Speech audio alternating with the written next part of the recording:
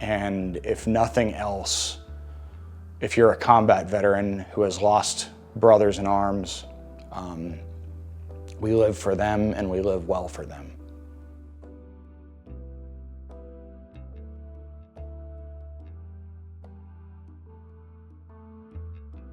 This is my memorial wall. It has some pride and accomplishment, and then at the very top it has my memorial wall for my 4 fallen brothers. From left to right, top to bottom, it's William Gilbert, Cody Taus, Mitch Daling, and then Jeff Baker. And Cody Taus, the top right, was my subordinate. He was the 2nd platoon's medic out there. Willie Gilbert was a machine gunner, and he had a heart, a machine gunner with a heart of gold is the best way to describe him. He was excited to be a dad, and his daughter was born 2 weeks after he died. Mitch was an absolute animal in the gym. He was stronger than everybody else in the company. And then Jeff Baker, he was a sergeant first class, so a senior non-commissioned officer, a senior leader. And he insisted that I refer to him by his first name. So he always called me Adam, and I always called him Jeff. And even his final words to me were, "Adam, we're gonna get our brothers out of here." And that was moments before he died, So it's just like, even though I only knew him for about 6 months there, he was a solid mentor for me, and just an absolute legend in the EOD community, the bomb squad community. And all these men were to be admired for various reasons. They were really and truly the best of us, is all I can say. There were several blasts that day, but there was 3 major blasts. The first blast killed the first 3. There was 4 blasts. So Mitch died first, and then Willie and Cody went to go help him. And then a secondary blast went off.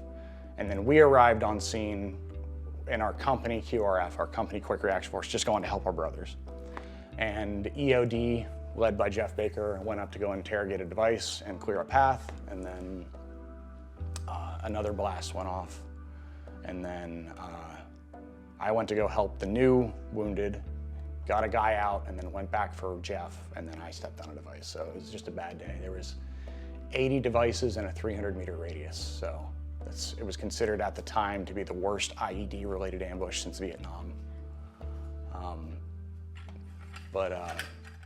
This flag here was made by a good friend of mine. He charred the wood, he carved each star, he hand-painted it, hand-stained it.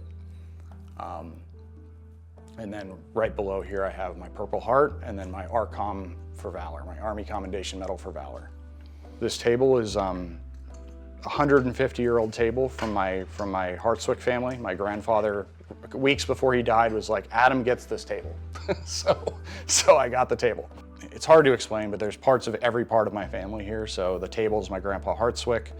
I have a photo of me as a kid with my grandpa Hummel. I have my grandpa Hummel's French training manuals from World War II and his notes, so my grandpa Hummel served in World War II. He invaded Normandy on D-Day, and before he was practicing French. And it's funny, you can open these up and see his little notes in the back. And if you speak French at all, he was basically, the awful story is that he got a Dear John letter on the way over. So his girlfriend broke up with him. So when he was training in England for the invasion, he was learning how to speak French and pick up French girls. Here I have a Afghan medic patch. I traded unit patches with an Afghan medic. I often think about him, and I have no idea how to contact him or even if he's still alive, but this is, a part of him that's now, a part of my collection. So the significance of this is, while the Red Cross was never meant to be a religious symbol, in an Islamic country, it's hard to not to see that. So they also created the Red Crescent for medics. So a lot of international medics will wear both, just so you know that they are, there to provide aid. Here's an old name tape, sun faded, but it has the old digital camo pattern that we used to wear. And then out of everything that Tunnel to Towers gave me, this is a very, very, very powerful piece of 9/11. This is actually World Trade Center steel. It's very dense, and this was cut from an I-beam that was charred in the World Trade Center. And they actually give one of these to every wounded warrior who receives a house from the Tunnel to Towers Foundation. They cut the I-beam steel and they make it look like the two towers. And this charring here is actually some of the original charring that's sealed in resin. So some of the damage from that actual day still exists on this piece of steel.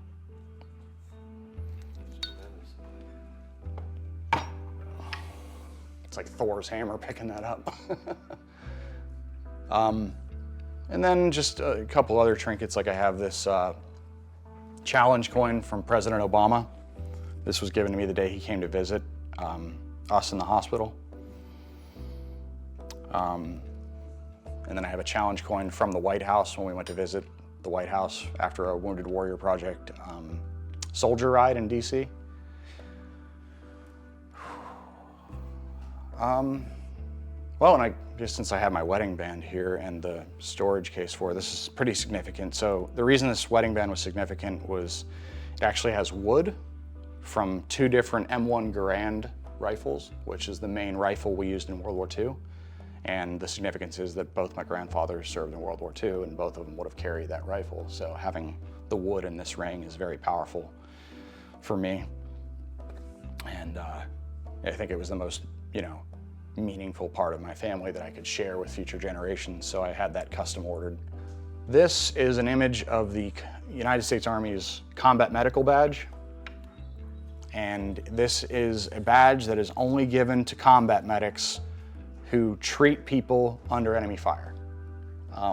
It is not something to be proud of, but it is something to remember, because this badge is only earned when somebody, especially an American, is hurt or killed. So it's a badge that is held with a sense of reverence, and it is, it's a grim reminder of the losses in combat and the cost of war.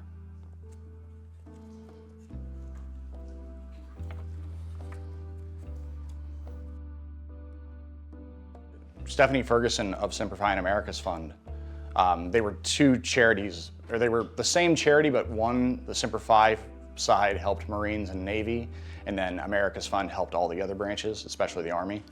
But Stephanie Ferguson was in my hospital room within a week of me being hurt. It was like the very first week I was at Walter Reed, essentially.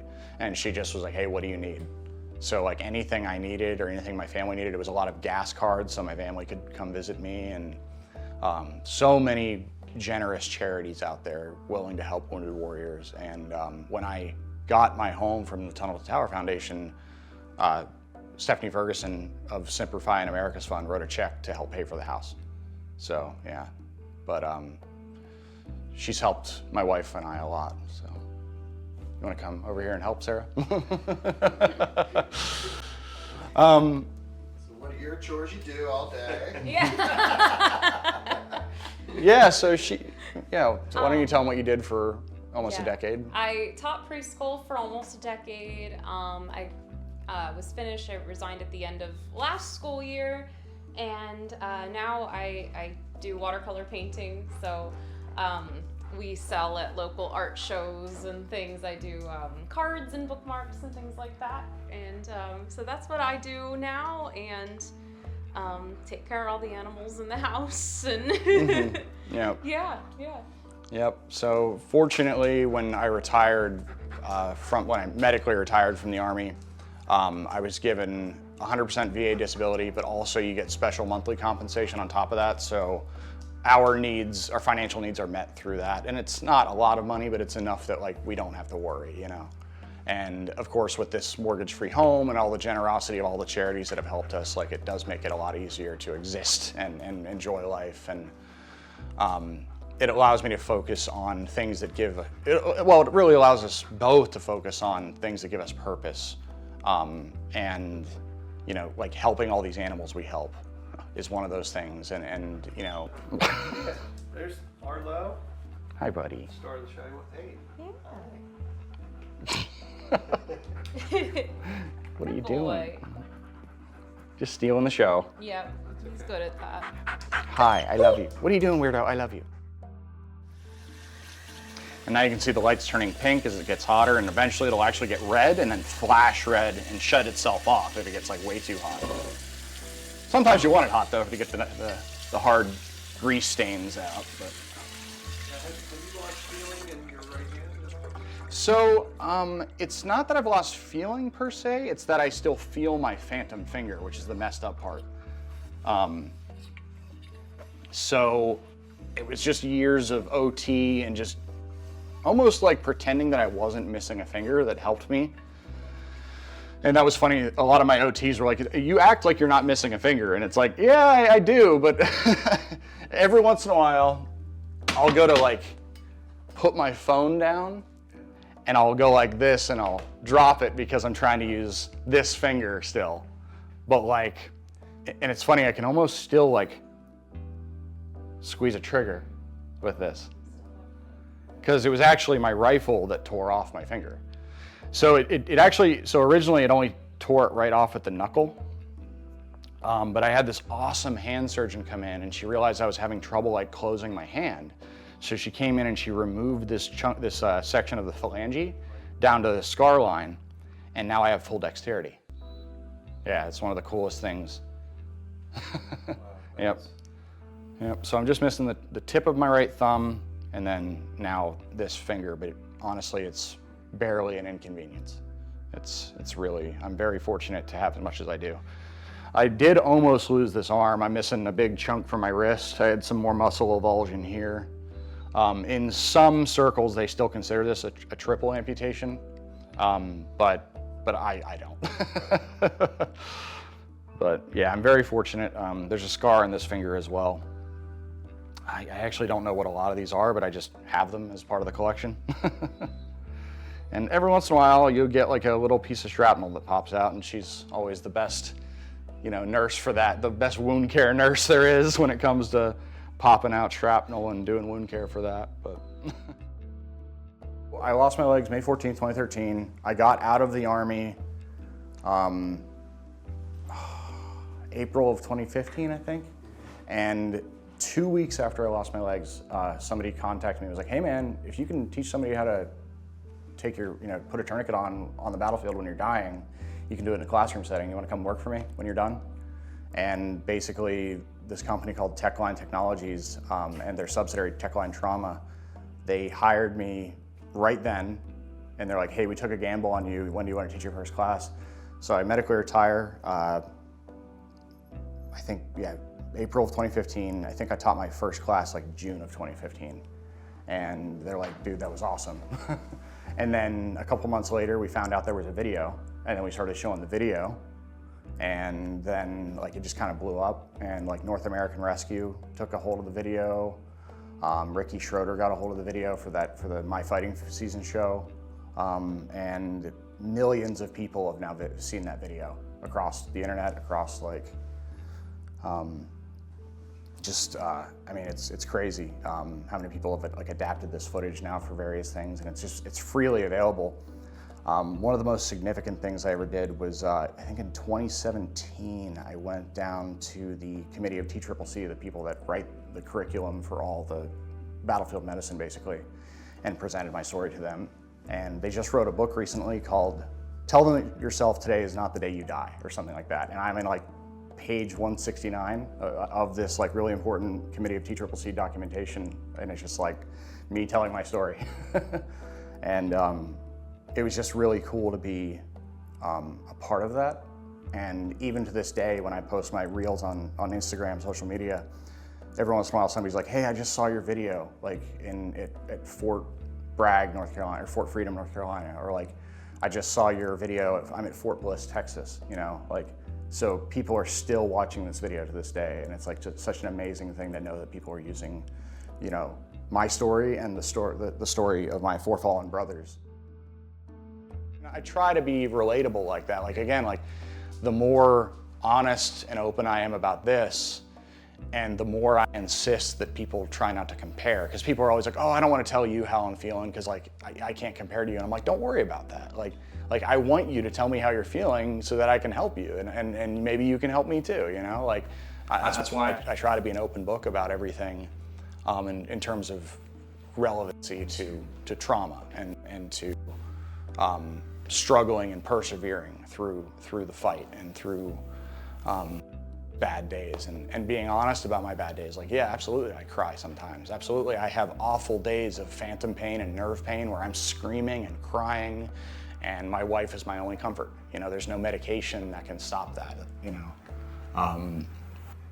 But fortunately, we make the good days outweigh the bad days. We sometimes you have to fake it till you make it. Sometimes you force it, you know. Sometimes you ignore the pain and drive on, and some days you fail. Some days you fail at that, but you know, you do your best otherwise, and What makes you human? Yep. That's what makes you human. One thing I like to get across that I forgot to mention is that I want to be approachable, and I don't want people to compare to me. Does that make sense? Because like, so many people are scared to come to me when they have problems because they think that I won't be empathetic to them. But like, I was a medic, like, first, before I lost my legs. And oftentimes when I was a senior medic for an infantry company, I was the senior medical provider for 100 men. And like, that also covers mental health. So I needed to be approachable. I needed to, you know, I had old ladies from home sending me packs of cigarettes that I could go up to guys that had just had their wife cheat on them. And I could be like, hey man, here's a pack of cigarettes. Let's just go out back and smoke for a bit. You know, like, so I always want to be approachable. I always want people to, don't worry about comparing to me. Like, if you have a problem, you come to me and we'll talk about it, you know? And I think that that's helped a lot when it comes to suicide prevention, for example, because to this day,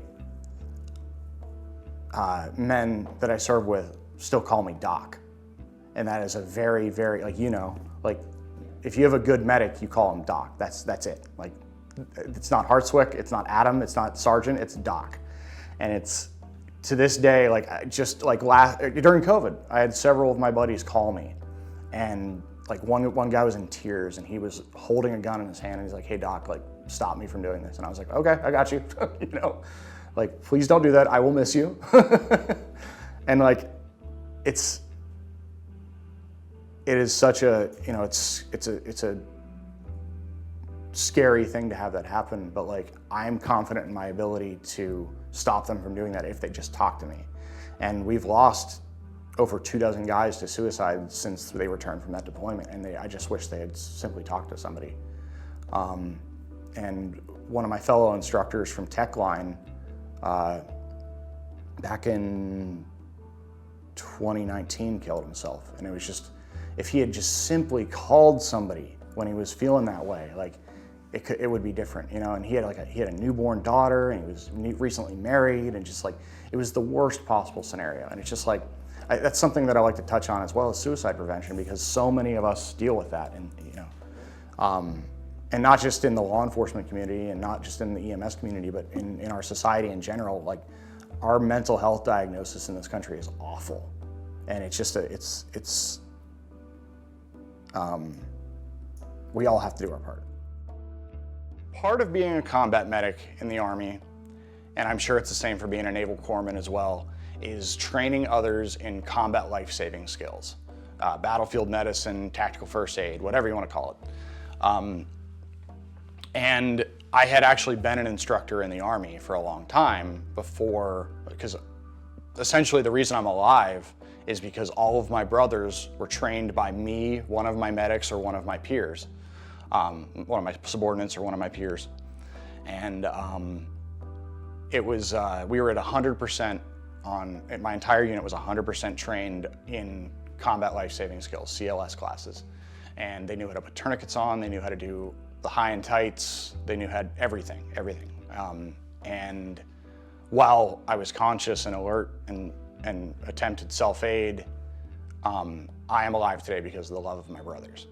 And a very generous offer came from Techline Technologies. They reached out to me like 2-3 weeks after I lost my legs, and they're like, hey man, whenever you retire, we want you to teach a class for us. Because if you can, train, if you can train an entire unit and actually teach somebody to do it when you're dying on the battlefield, then you can absolutely do it in a classroom setting.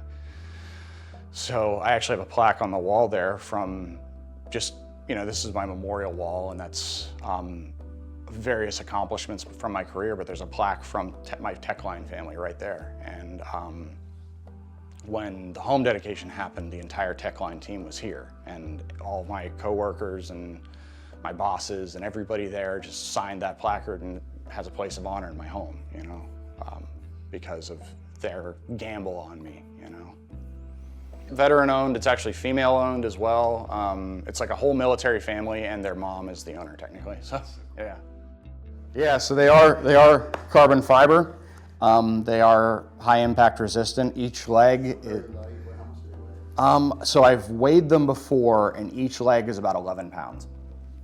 Yeah, I'm missing both my legs above the knees, and each leg that I have, the unit here is called an Autobach X3. The brand is Autobach, the model is X3s, and basically I'm wearing $500,000 of hardware that the military provided for me, and then the VA continues to pay for, and then Prosthetic Innovations out of Philadelphia is my main,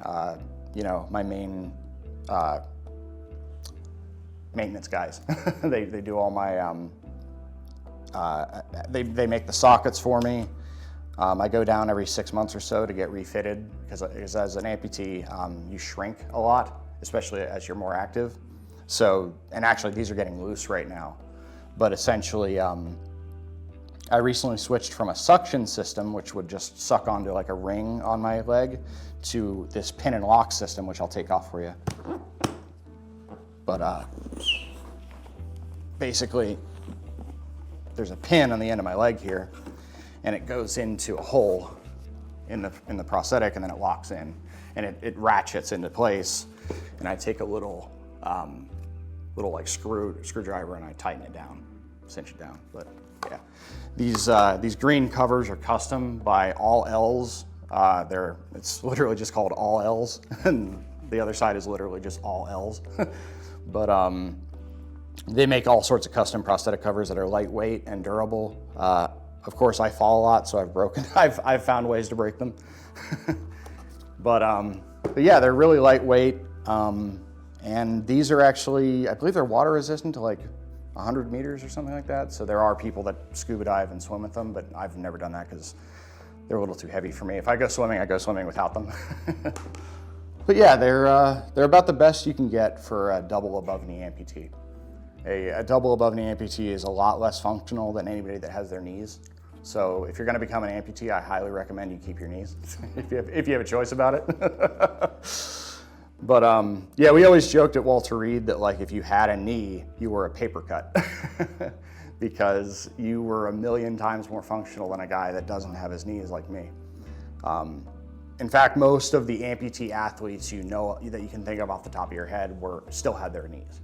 Now, that's not an excuse by any means. Like, I still work hard, but it's just that you have to be realistic about your expectations. There's only ever been, I believe there was one Green Beret that made it back to his kill team, and then deployed twice after he lost one of his legs above the knee. But he was a very special, awesome go-getter that wasn't going to let that stop him, and he was an incredible inspiration, and he was using basically the same setup, the Autobach X3. Yeah. The day that I lost my legs, I had a traumatic brain injury. I perforated both of my eardrums. I had muscle avulsion from my right arm, and I lost my trigger finger and then the tip of my right thumb. And then I broke the acetabulum on my right hip, like the socket, and then I lost both of my legs above the knees. and I got to Walter Reed. So I was blown up May 14, 2013. I got to Walter Reed 6 days later, and that is the new Walter Reed in Bethesda, Maryland. The old one was in DC, and you hear all the horror stories about that. Because of my broken hip, I couldn't bear weight on my pelvic girdle for 3 months, so I had to heal up a little bit longer before I could wear prosthetics. But when you're missing both your knees, they put you on stubby prosthetics first, which are about this tall. And so you walk around basically like an Oompa Loompa. They're about that tall on the ends of the socket, and it's just so when you fall, because you're going to fall, it's only like, 6 inches or whatever. And I actually have a set of shorties or stubbies at home still that you guys can see. But that was about 3 months after I lost my legs. Then it was basically another 2 years total at Walter Reed before I medically retired in 2015. So everybody remembers their drill sergeants. He was like 5'6", maybe 5'5". When I think of him, I think of the phrase, dynamite comes in small boxes. Or it's not the size of the dog in the fight, it's the size of the fight in the dog. And he could run 2 miles in 10 minutes flat. Didn't have the body of a runner, but could do it. And he was just one of the strongest men I've ever met. He said to us that if you are going to be a combat soldier, like if you're gonna serve in combat, you need to learn how to cry. And like for an 18-year-old kid to hear that, especially one that was raised that like men don't say the word cute, and men don't cry, and men don't do this, and men don't do that, like to hear that was a life-changing thing. And so since then, to hearing this absolute, hero of a combat veteran who served in Iraq and Afghanistan multiple times say that was a very powerful thing. And I think that we need to, especially as male veterans, this is true for all veterans, male and female, but I think it's harder for men to get this point, that we need to learn how to cry. It's not that you're weak for doing it, it's that you're actually stronger for understanding your emotions, and you're stronger for being comfortable showing them. And I mean, you can't cry in the middle of a firefight, of course, but you can cry later when you've lost 4 friends. And I think that's a very, very powerful first step that you can take to heal, but also understand that we are not broken for what we've experienced, and we are stronger for it. And I like to reference General Mattis and his talk on post-traumatic growth. It's okay to have PTSD, but it's also good and okay to grow from your trauma as well. And I like to think that everything I've experienced has led me to where I am and who I am, and I like who I am now. I was an arrogant kid. I had, and we all are at that age, but I sometimes think I was more than most.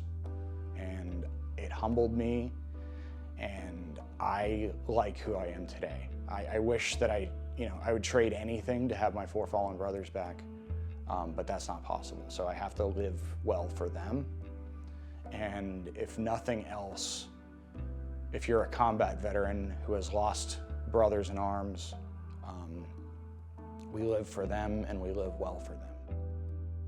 Like I said, it's not because I was special in any way. It's not because it was simply because I had trained for years to do that.